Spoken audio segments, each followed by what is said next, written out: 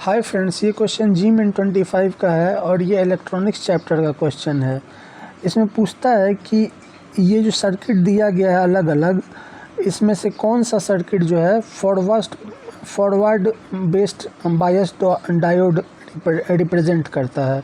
Forward based बायस diode represent करता है, ठीक है ना।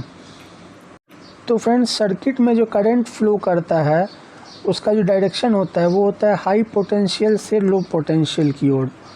तो इस सर्किट में जो करंट फ्लो करेगा उसका डायरेक्शन होगा, तो इस सर्किट में हाई पोटेंशियल है ये, लो पोटेंशियल है ये, तो डायरेक्शन ऑफ करंट हो जाएगा ये वाला। इस सर्किट में हाई पोटेंशियल ये है, लो पोटेंशियल ये है, डायरेक्शन ऑफ करंट ये हो जाएगा। इस सर्किट में हाई पोटेंशियल ये है, लो पोटेंशियल ये है, डायरेक्शन ऑफ करंट ये हो जाएगा। इस सर्किट में हाई पोटेंशियल ये है, लो पोटेंशियल ये है, ये हो जाएगा डायरेक्शन ऑफ करंट। और इस सर्किट में हाई पोटेंशियल इधर है, इधर अर्थिंग जा रहा है, तो डायरेक्शन हो जाएगा ये।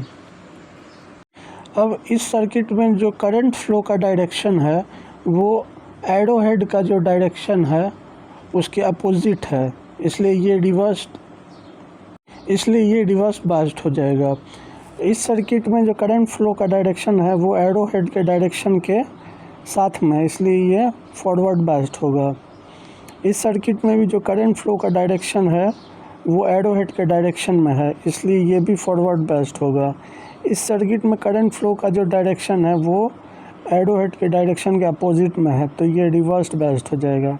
और इस सर्किट में भी जो करंट फ्लो का डायरेक्शन है वो एरो हेड के डायरेक्शन में है, इसलिए ये भी फॉरवर्ड बायस्ड हो जाएगा।